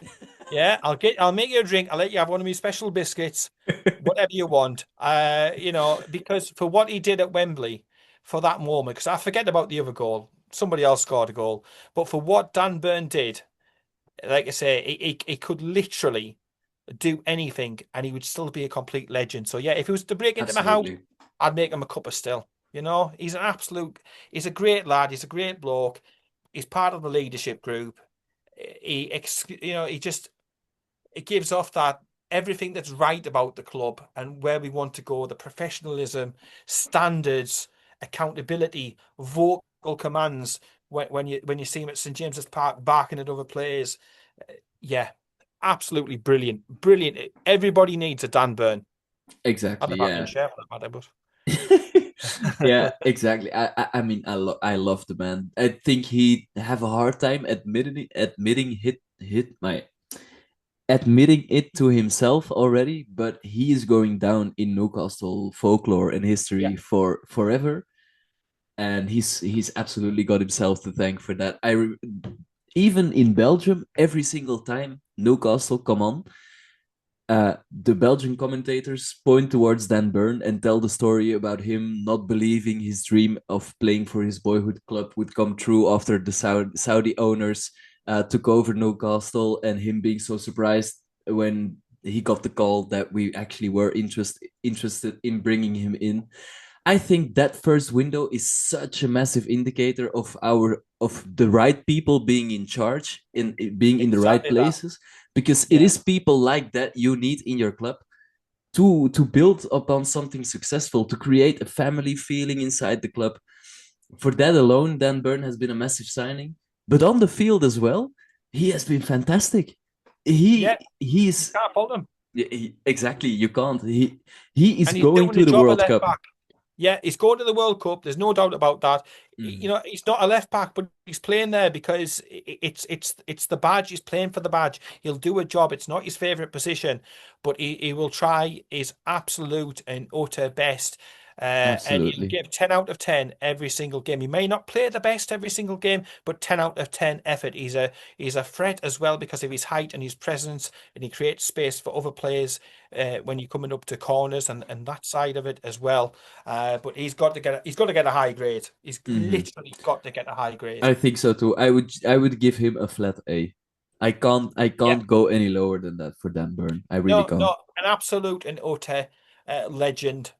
Legend. Absolutely. And such a nice man as well. Especially Mm. one thing which I wasn't ready to hear at the time, but one thing that appreciated about him so much was his interview with the England camp right after Isaac had left the club, where he said Yeah. that, yeah, I've been in football for such a long time that I understand what's gone on here. And even though I don't agree with what he's done, the fact that he named both Isaac's point of view and the point of view of the fans who are, I mean, Newcastle fans are quite unique in how proud we are of our city and of our club. The fact that he recognizes that, feels free to point that out in interviews. I love the bloke. He Yeah, he yeah, gets what it's all absolute about. legend. He does. He gets it, and you need that. You do need that. So yeah, a solid A, no doubt about it. Absolutely. Fabian Scherdo. I'm going to come out quickly with this, and I'm saying a C. Oh, I think you've been a little bit out of maybe C plus. I mean, he's gone down. He's had a lot of injuries, hasn't he? He's had a lot of concussions. He's had a Mm-hmm. lot of bangs on his head. Yeah. When he comes in, he's still got the old Hollywood ball, but it's not quite as effective as what it used to be. As a Mm-hmm. squad option, I think he's fantastic. But he's yeah, an okay, fine job. I think a high C, a C plus, something like that is a fair one to be able to give for Fabian Schär. All right. Now, the three people who play fullbacks. I think Lewis Hall played the least amount of minutes out of the three of them so far. What score would you give him? It's pretty early on to give him a score. I think he's only got about one start, which was against Bournemouth, if I'm not mistaken. Yeah, he's had a really, really stop-start season, hasn't he? And I think if I was rating Lewis Hall as in the player I know over all of the time that he's been at the club, I think he'd be another good sort of B sort of rating. But this season, he's had a hard time coming back from the bad injury that he had back in February. We haven't really seen that much of him. It's a bit unfair to be able to grade him just on this season. Um, I would really struggle to put a grade on just this season, to be honest. I don't know what you feel like. I just feel it's Uh, very, very unfair yeah. given he's had no run of games. He's been in, he's out, dropped, rested for a game. Mhm. The messaging from Eddie Howe about him's all over the place. And then he's had this injury, this latest one, this latest setback. And I like with Sven Botman, I just want to see him healthy and playing, Exactly. because he's Yeah. he's he's a great he can be England's left back. There's no doubt about it when he's Absolutely. running on form because he's an A level, A graded player when he's Yeah. up in fit. But this season, he hasn't been enough. But that's not his fault. It's not his fault Hmm. that he's got injured. He's got Exactly. injured playing for Newcastle United Yeah. at the end of the day. Yeah, I agree. No rating for Lewis Hall, just not to be unnecessarily harsh on someone. I Yeah, agree. Tino Livramento. Now, this is an interesting one because he has been injured for a couple of weeks, but right before his injury, I actually thought he was starting to make some really big steps because one thing that I was starting to notice from him is that he's popping up in really, really interesting areas, almost goal scoring areas, but the teammates just haven't been able to find him in those areas because they aren't used to him popping up there. But yeah, once he's back in contention, once he's back starting and he continuously pops up in those areas, it only takes one goal from him to receive more passes there, actually start adding goal contributions to his game. yeah. What do Because you think? on Sky, they mentioned the fact that we got injured players and that it's affecting the attacking output, and it is. There's no doubt about it. But they missed off Tino Livramento, and when I actually mentioned, well, we've got Tino to come back as well, it was like I'd slapped them round the face or something like that, where wet towel or something. Tino, what are you on about? I said, well, you're not factoring in the fact that he's an absolute and utter unit. He is built like an absolute army tank. His legs and everything. He'd give Joe Linton a run for his money with the size of his Absolutely. legs. He gets up and down. He can play on the left hand side, the right hand side. We all saw what he did when he was at Wembley with that wicked cross in. I can't remember who scored that goal. AN somebody. I don't know. Some random person scored that one. Unimportant. But you're right, he can get forward and it adds an extra dimension to the attack. He's fantastic going backwards. He's brilliant. He can operate the left hand side, the right hand side. He is a miss. There's no doubt about it. I was worried that he'd done an ACL or something when he went down. I was literally head in hands at St James's Park. And I said to Carl, I'm almost ready to be sick. I said, he's already gone through an horrific time with injuries. Please, please, please do not Absolutely. let this be bad. Yes, we're missing him at the moment. He's going to be back soon, the end of November, beginning of December. He is class. He's added things to his game. He's learned from going away with the England youth teams and stuff and winning and being successful. Pep is a keen and big admirer of him. Which is about as But big as a compliment as you can get. that is 1,000% correct. And he'd be another one. Taking into account everything, he's another sort of A star sort of star student. I think It so can too as be well, it yeah. can be it can be one of the best fullbacks going. And this season, he's been really, really good. Just unfortunate with the injury, but the injury again, he hasn't got it like Marcelino with a dodgy finger doing something at home. Dirty boy. He's got it actually playing for Newcastle United. You know what I mean? So Exactly, yeah. you've got to take that into account. It's unfortunate. I can't wait for him to come back, but he's either a B plus or an A this season. I This would season, I would give it a flat A because one yeah, thing we haven't touched upon with his game is his combinations, which in my opinion are absolutely elite as well. The way he is able to continuously play in triangles with any of our midfielders and move up the pitch that way, we have absolutely missed that since he has been gone from the yeah. team. Well said. So I would agree with an A. The last player I want to touch upon before we take our last little break, Kieran Trippier. He has probably played a lot more minutes than he himself would have anticipated at the start of this season, but he's pretty much stepped back up to his, not necessarily his old form, but a lot better from the period where people thought maybe his best days were behind him. Yeah, I think to be honest, he went through a period where he couldn't quite keep his trousers on. Poor lad. I love Trips. He's class. He's pulled me once or twice on social media, but he's a good lad. He likes the banter. You see him when he's on the pitch. If we haven't started the game well, he is giving it the verbals to the rest of the defence. He's telling the midfielders, I want you to come a bit closer, what I expect. He's another one. He's going to be a future manager. He demands certain levels. He demands standards. He'll talk to the fans. He'll hold his hands up. He hasn't had the best games all of the time this season. But with his age and everything else like that, I think we're going to offer him a new contract as well. I think he's had a really good season. He's bounced back from a difficult time. Look, if you're unhappy or you've got issues off the pitch, it is going to affect. I don't care if you're on a huge wage, if you've got a fancy car, a mansion, whatever you got. Those things, Mhm. the bells and whistles are nice. But if you've got issues in your private life, and that is wouldn't go anywhere there, with family issues with the greatest of respect, it's hard. It's hard to go through. It It would really affect. is. It would affect anyone. You can say you brought it on.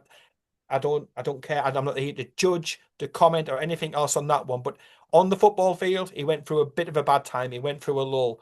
But Eddie Howe still stuck by him. The fans still stuck by him. I'd stick by him now. He's playing pretty much week in, week out, three times, Mhm.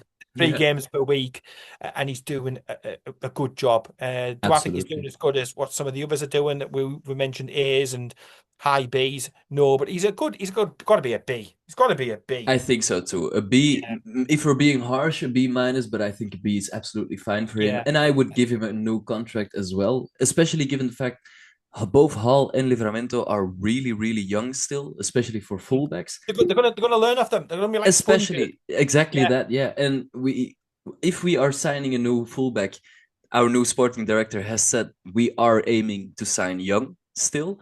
So again, that's more players who need a senior figure which they can learn from. And I mean, there aren't many fullbacks in the Premier League. I would rather have my fullbacks learning from than Kieran Trippier. So absolutely offer him that Yeah, new deal. well said. Well said. Okay, moving on to our midfield. I suggest we get going with Captain Marvelous himself, Bruno Guimaraes. Bruno! Bruno, what do you have to say about him that hasn't already been said? God, literally another one. Mr. Newcastle United. He just gets it. He gets it. And it Absolutely. goes. It literally adds weight further to the argument. Again, like we've said a couple of times about buying value from different leagues. It's that different types of ingredients rather than just going down to, I don't know, Tesco or Asda.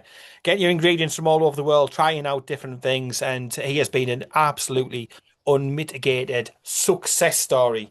He lives, he breathes it, he gets it, he understands the mentality of your average, Newcastle United supporter. And he lives and breathes it. He's just engrossed in every sort of fabric of the club. Um, yes, he'll have the odd game where his performance drops, but he's got so much weight on his shoulders, whether that be with Brazil and the weight of expectation from that country to do well, and then back to Tyneside, driving the project on, playing through the pain barrier, playing through the fatigue. Doesn't matter whether he's travelled 5,000 miles back from Japan through to Newcastle and then jumping on a flight to go down to Brighton, he's going to want to play. He very rarely says to anybody, "No, I need a breather," or out like that. He's even spoke before. Eddie said, "Do you think you'd need to miss this one out? Give yourself a little bit of a break." No, I want to play. A career is short. I want to win stuff, and I want to play every single game. I think he's absolutely and utterly fantastic. And he's another one. I think he's done well. I think he can add goals. He can get assists as we saw for Brazil, but that I think is down to more where we've asked him to play and the job we've asked him to do.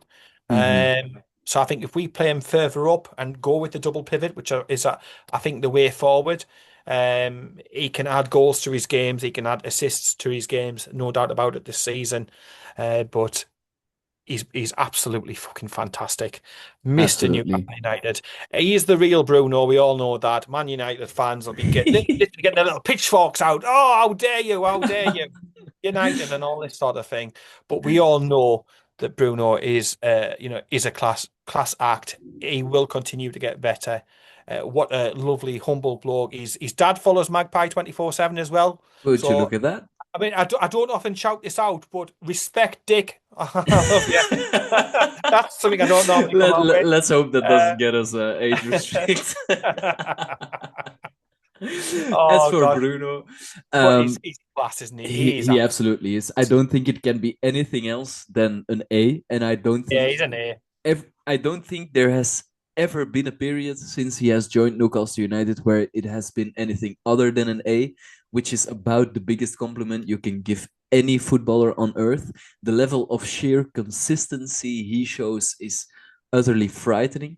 I remember when we signed him, he was the first big money signing from the new owners. And I was at a friend's house when the news got leaked via Fabrizio Romano, of course, because who else leaks transfer news nowadays? And I remember running around the living room, absolutely buzzing. We were signing him because I had seen him play a couple of times for Lyon already, and I heard some YouTube analysts talk about his underlying stats, and they were really exciting. But never. And of course, he turned down Arsenal. He turned down Exactly. So Arsenal were really, really interested in him, and I think Arsenal's midfield would have been unplayable if he had have joined them. But Eddie Howe convinced him. They might have won a league, by now. I think so too. I genuinely believe they would have. I genuinely believe they would have. He is that special a player. He really is. I never foresaw him being this good, and he's fantastic. He can play for anyone, anywhere, and the fact that he not only chooses to remain for playing for Newcastle United, but understands that despite his class, it is still a privilege to be playing for this football club. That's more. You can't ask for more. he took on the armband, which isn't the easiest thing. It's an extra layer. It's an extra layer of Absolutely. responsibility. It's an extra burden to a player, but he carries it so well. And I love it when you're at St James's Park. He'll go in for a tackle, the ball will go out. He'll jump up to the crowd and he'll be like fist pumping the Exactly. crowd and come Exactly. on. He And gets it. He gets the DNA and he gets the inner workings of the club.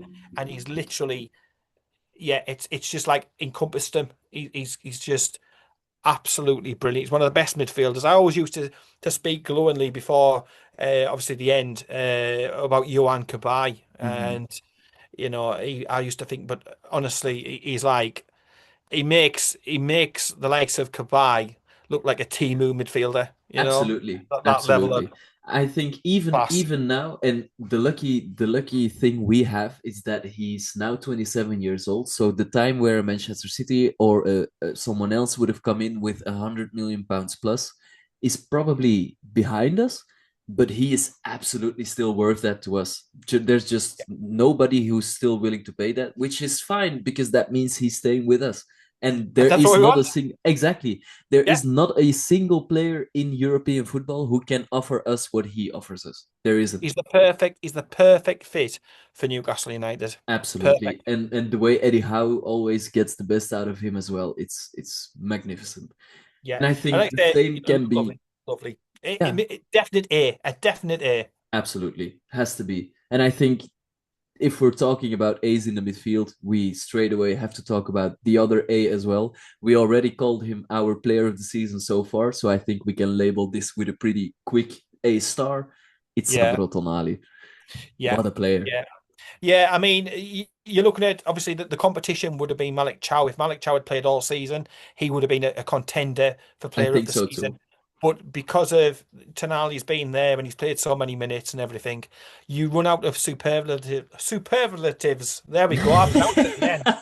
Hey God, I'm only on the drink, I nothing mean, else. Yeah, it's nothing alcoholic, put it that way. But he's been unbelievable.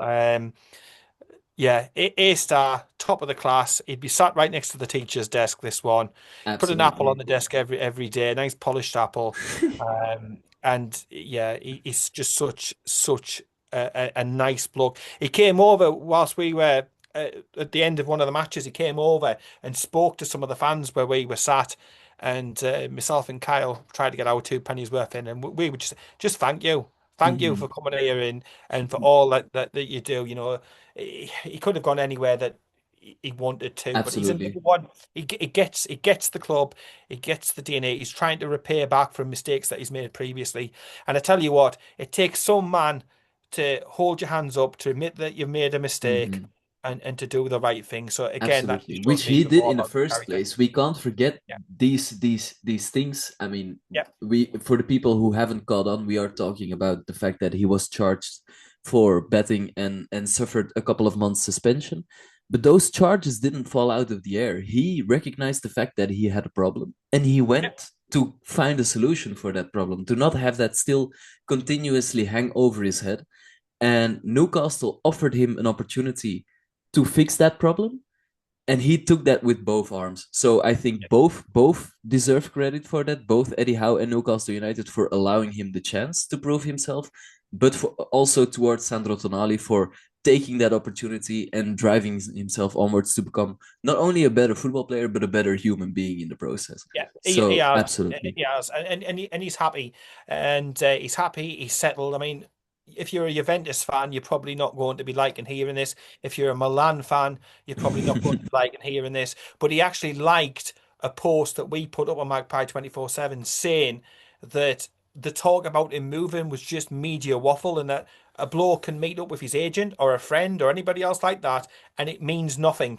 It's just Absolutely. catching up with a friend. It's just catching up with a work colleague or whatever. It doesn't mean that he's going. He liked Sandro Tonali's official Mhm. account, liked the Magpie 24/7 post about that. So I think that tells you everything that you need to know. He's here. He's I here think for so the too. long term. He's a star. He's star student, and he's absolutely, utterly class. And again, we talk about the days, the ghosts of Christmas past, and some of the absolute whoppers that we've had representing the club and in midfield.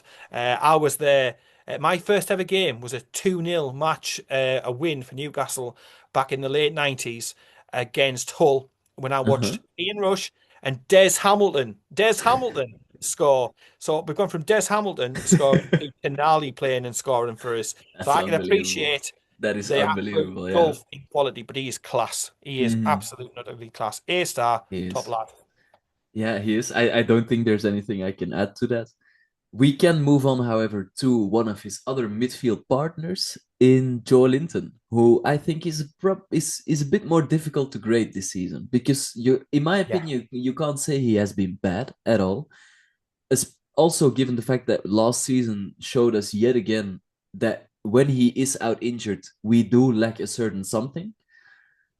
But there also have been some questionable moments, some possibilities for an upgrade that have shown themselves this season. His position is the one that's, I think, got a question mark about it going forward. There's an opportunity for a Jacob Ramsey or a Lewis Miley to come in for Joe Linton in certain games. I think Joe Linton, when you're playing, I don't know, a Liverpool, if you're playing a Manchester City or an Mhm. Arsenal, and you want that physical presence and somebody to put the tackles in, you'll put the body on the line, Joe Linton is perfect. But when you are trying to break down a low block, and you want somebody to get further forward, or you want a double pivot, or you want a little bit more going attacking wise, he has limitations on him. Now, if I was to grade him from all the time that he's been here, because it started really, really badly as a striker, and Yeah. then Eddie Howe discovered that actually he was a damn good midfielder. He'd be definitely probably B plus, something like that. But this season, if we're talking about this season, I don't think it's been champagne football from Joe Linton. He looks a little bit leggy, tired. He hasn't looked his normal self, where he puts himself about as much, puts tackles in, gets the ball, and sort of plays it off to somebody else. He's had some poor first touches in amongst some of his play, which has been a little bit disappointing and frustrating. He's given the ball away. He's got caught out a few times. It hasn't been vintage this year from him, but at the same token, you can't score him too lowly, Mhm. and it's difficult because I do think we do miss him when he's not available, and he's a big miss, and I don't think probably since earlier in the year that he's been fully fit. I think he's playing through. He's managing stuff. The Yeah. Brazilian team said he was managing some medical stuff that he's got going on. Mhm. So he's not at his best physically, and that's bound to have some impact on the output as a player. But he's still been very, very a good player for Newcastle United. I love him. Like I said, I've got the Joe Linton shirt behind us. He's Mhm. one of the hard nut, hard headed, crazy bastards, sort of crazy. I like that sort of style, and a little bit of Absolutely, yeah. deal that I like in a performance. But I think if I was doing this season, might be a C plus, I and was it thinking B pains minus me. C plus as well, yeah. Yeah, it pains me because, like I say, I've got a lot of time for Joe Linton. I Mhm. think he's a lovely bloke, and there's nothing better than on a Champions League game, and he's diving in for a tackle. He gets the tackle, the ball goes out, and he's another one. Come on, and he's giving Exactly. it, I giving think it, and I love that. we're just about seeing one of those games away from him turning it into a real B, but for now I think we just have to settle on a C Yeah, plus. that's fair. A midfielder who we unfortunately haven't seen enough in action to grade is Jacob Ramsey because he has been out injured, but he is finally back as we saw against Brighton, and I'm really looking forward to seeing some more of him. Yeah, Lewis I think he'd be Miley, a big place. Yeah. yeah, I think so too. Have we seen enough of Lewis Miley to grade him? I don't think it would be fair to grade Lewis Miley Mm-hmm. again. He's had cameos here and there. He was impressive, even in defeat against Brighton, and I think he's given himself a real fight and chance of being in this next game. And once he gets the shirt, it's yours to keep. You Exactly. keep doing the That's performances, typical Eddie you'll Howe, and keep I out. actually I Yeah, really like that about him. And I yeah. think the same can be said about Joe Willock as well. Although without giving him a rating, because that would probably also be a really harsh rating, he is one probably out of every single player in this team. He is the one who needs to make the biggest steps this Mhm. season if he wants to remain a Newcastle United player. after he the was in summer. if he was in my class back at school, put my teacher cap back on for a little bit, Mhm. I'd be maybe sending him out with the teaching assistant to do a little bit of one-to-one catching up. Exactly. He's a little Yeah, bit behind. You know, if he can produce the football he did under Steve Bruce, of all people, and score the goals and do all of yeah, that and the pass in the Spurs game and stuff, you are a special talent. You are a good player. He's been let down injury wise so much, and I feel sorry for him. But we can't absolutely. grade him because he hasn't played enough. But it's a big couple of months upcoming for him because I think if he Mhm. doesn't get some games, he may want a transfer. He may need a transfer. Yeah. And Um, with that you being know, said, I mean, this is without having a Newcastle hat on. Joe Willock is absolutely a Premier League midfielder. So if he yeah. can rebuild his fitness and maybe look for a move away to say the likes of a Fulham, a Nottingham Forest, I think he would absolutely smash it there. So Yeah, yeah, and I think that let's might be one we look at, because it allows you to roll the dice on a fresh pair of well, a exactly. player or two, a youngster coming in to Newcastle, because as we touched upon before, I think we do need a little bit more midfield reinforcement and Hmm. stuff. I So I think agree. that one could make sense. I think Palace were linked actually in the summer. Yeah, yeah, I think so too. And I think Fulham were as well, but Fulham are usually linked with about every player which is on the fringes of a team that are placed above them. Yeah. Um, and with that, we already are through our midfield, which shows you again we probably need one or two more names in there.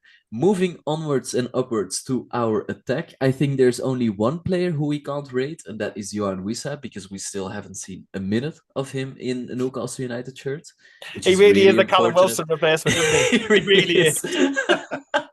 If Oh my word. he's got jokes on him, he'll have replaced the output one on one.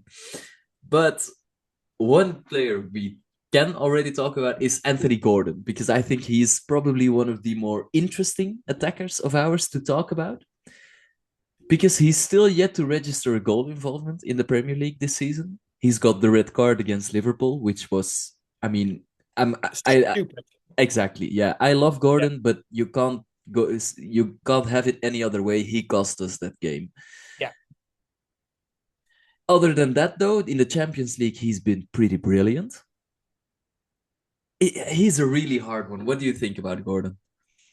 Yeah, it'd be one I'd probably send to the head teacher to be able to go and have a few stern words with. It was an absolute stupid thing that he did against Liverpool. He cost us, and that has cost us some momentum. It also cost us the fact that he was playing as a striker at the time, so it further weakened and further caused problems for us in that sense as well. Stupid decision. I really, really could not believe that he'd done it in that moment. Mm, He's not got going. He's one player who normally does get the assists, does win us penalty kicks, does score goals. He has played better in Europe than in the Premier League. He has talked previously about being a little bit out of love with football last season, and I hope that he said that that wasn't a problem this season, and I hope that is the case. I saw him against Latvia, and I was like, I don't normally get too up for an England game. I'll put the match on, I'll watch it. If I'm mm. watching a Newcastle one, I'm heading every. If I'm at home watching it, I'm heading every ball. I'm arguing with the referee. I'm calling the opposition. I'm fully engrossed into it. With an England match, it's on. It's Mm. on in the house. I'm watching it.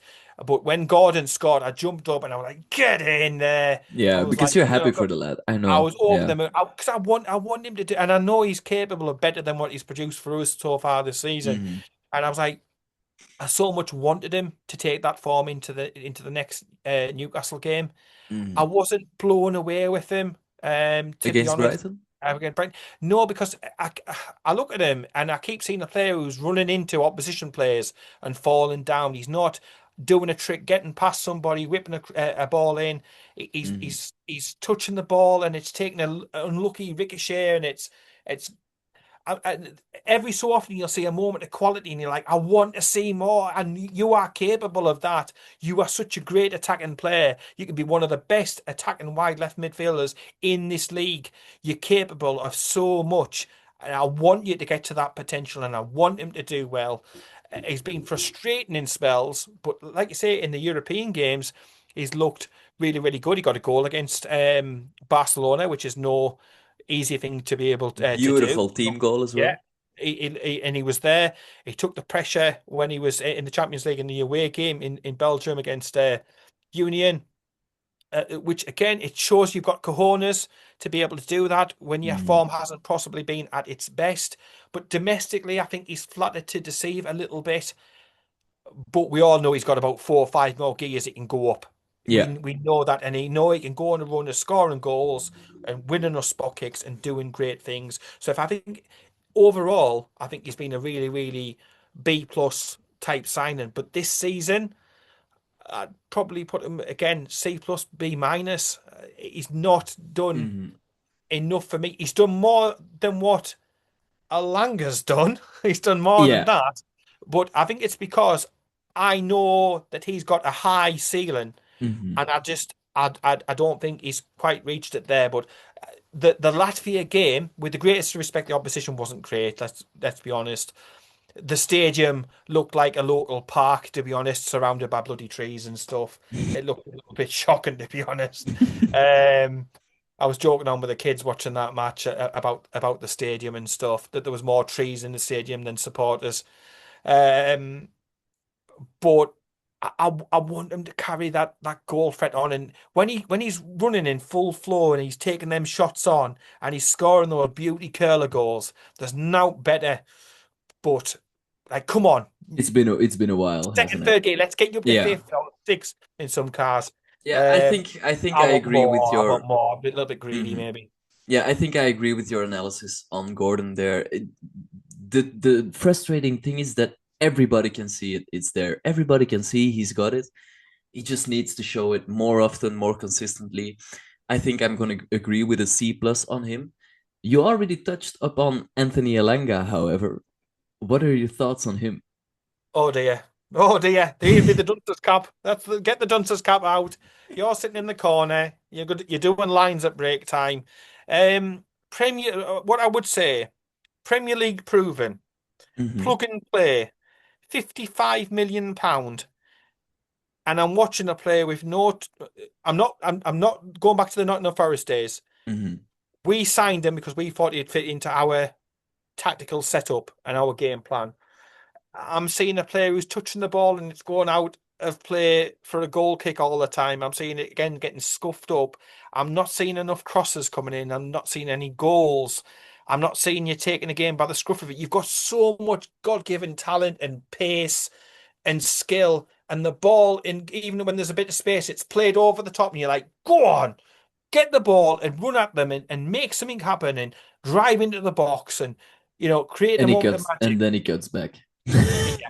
And then he cuts back, or he looks for another player and he overhits it. But I will say at this point, I don't think he's been overly held by the midfield three being in a line.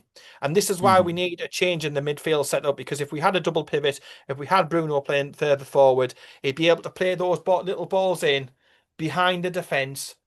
And I just think we might see a little bit more. If the midfield setup improved, I think we might see a better Anthony Elanga. And I know he's got, again, like with Gordon, he's got levels to go to. He's got levels to go. He's probably in first gear at the moment, and we've not seen anywhere near the best. And he can go up to 5 easily. And like you touched upon before, if one goes in off his ass, if one goes in off the back, whatever, I don't care. If it ricochets in and it's a lucky goal, it might just be the thing that gets him going. But he can be, like Eddie Howe has continuously said, a great player for Newcastle United for many, many years. He's not showed it so far.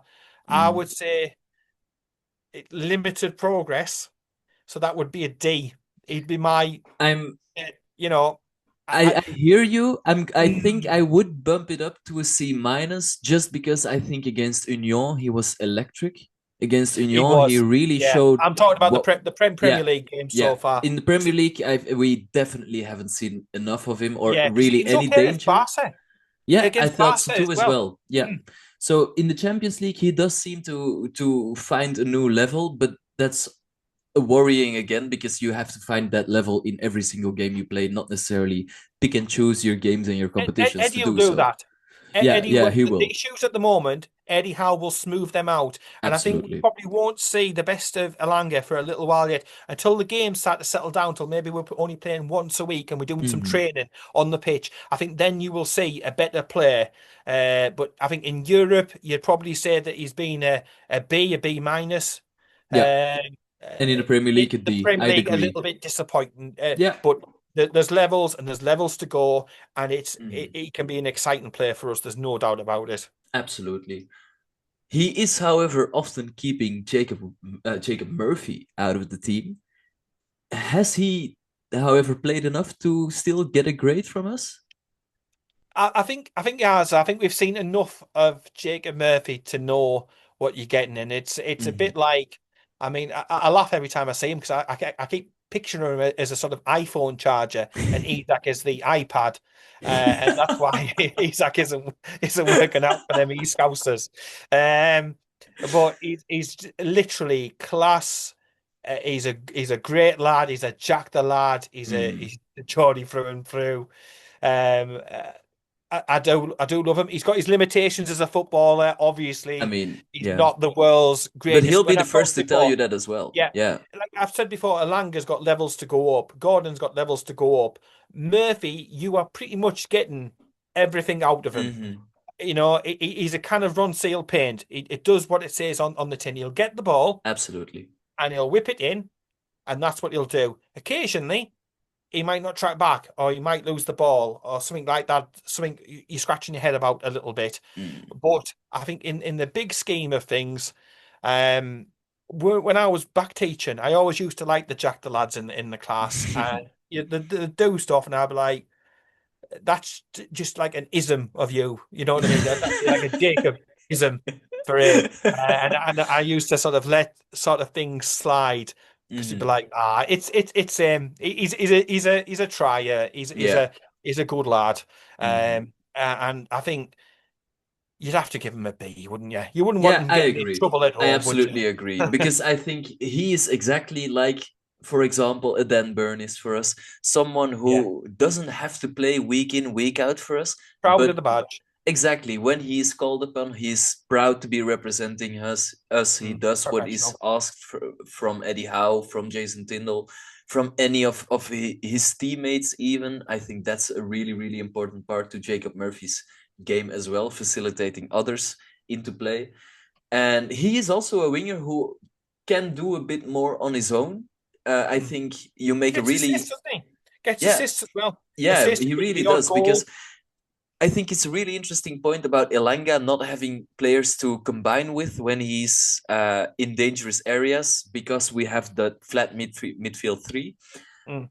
Murphy is able to contend with that flat midfield three a lot better because he just has more creative ideas of what to do with the ball. It gets in the right area. He stands in a certain area and he knows, oh, when I'm in this area, I need to do this. He's Hmm. been really well coached. You can tell that. I'm in this Absolutely. position, therefore I now need to make a cross. And he'll make the cross, and 9 times out of 10, it's a good one. Absolutely. You Yeah. know, and he's a professional. He's proud to be a footballer. He's proud to represent the club.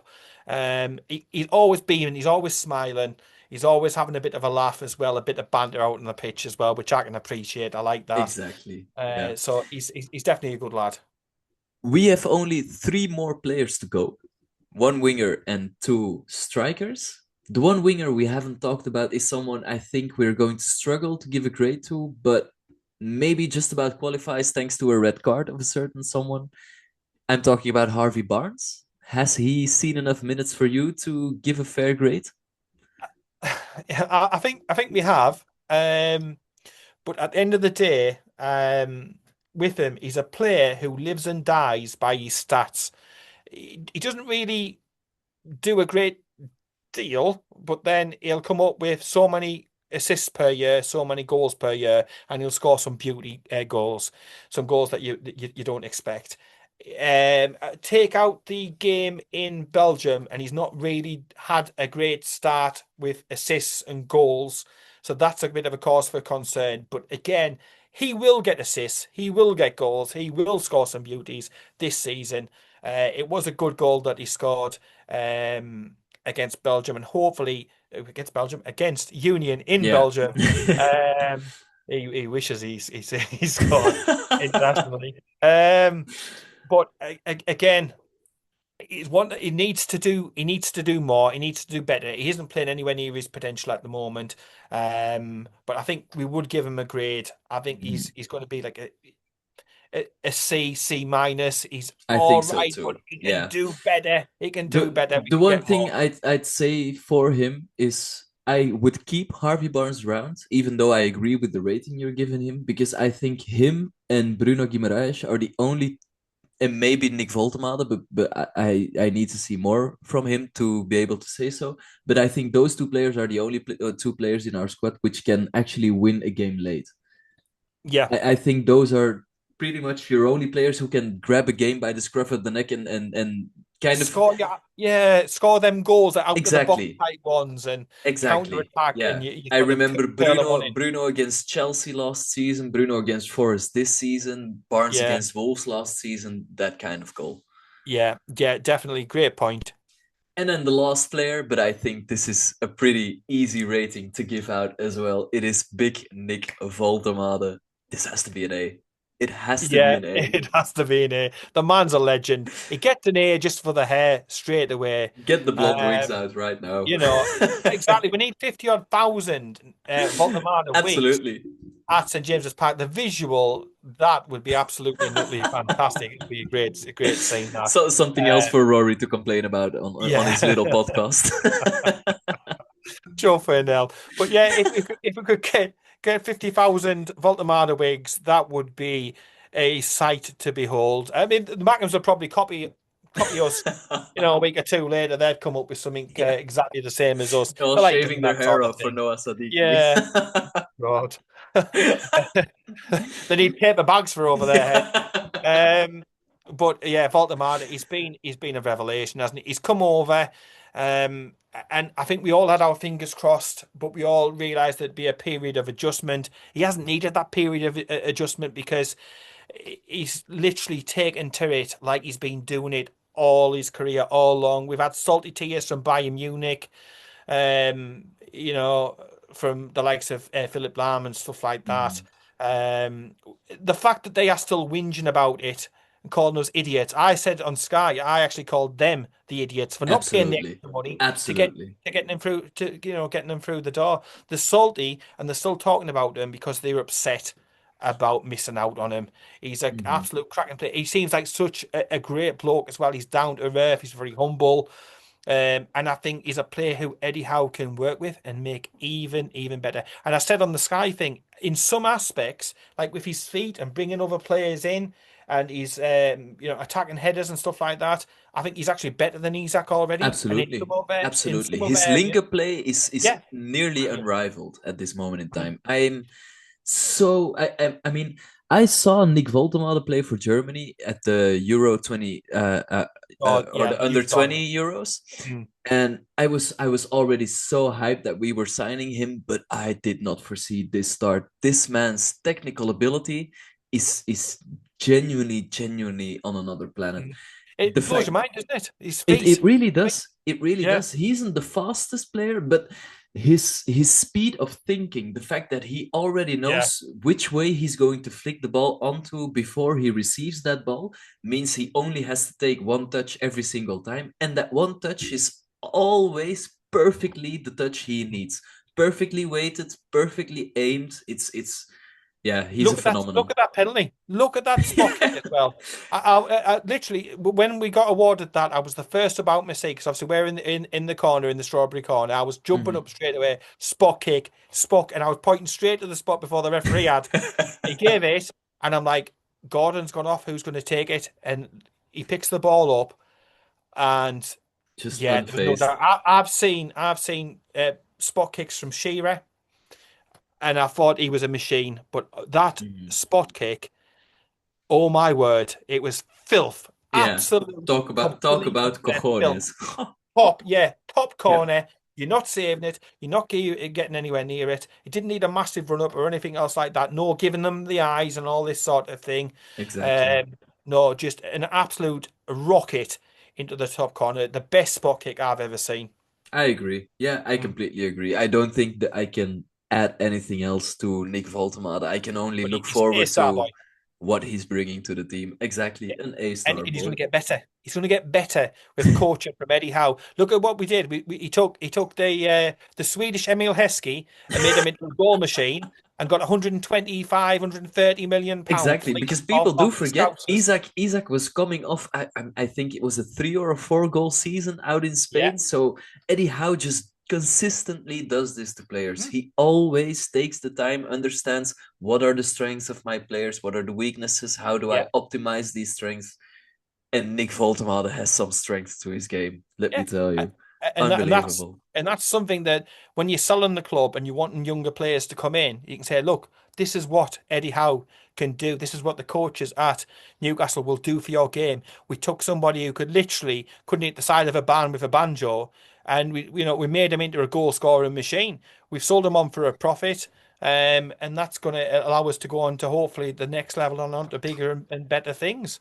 Um, he's just unbelievable. His man management and looking at the small details, and he'll take the small details, work on other aspects of his game, and in a season or two, the sky's the limit for Big Nick. I think so too, And and his I beautiful think hair. he's falling in love with the Newcastle fan base as well. In a way, I think Isaac never really did because Isaac is too cool to do so.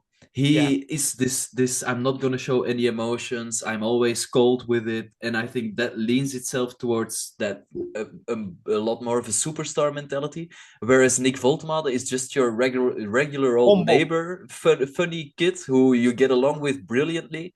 But Mm, somehow this kid just has amazing footballing ability, and yeah, I'm absolutely here for it. mm.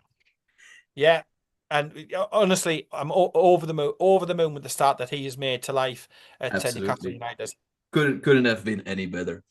Is there anything else you would like to add on to any of our players we mentioned, any of the It's fixtures just we talked about? Yeah, it's just finish off Asula.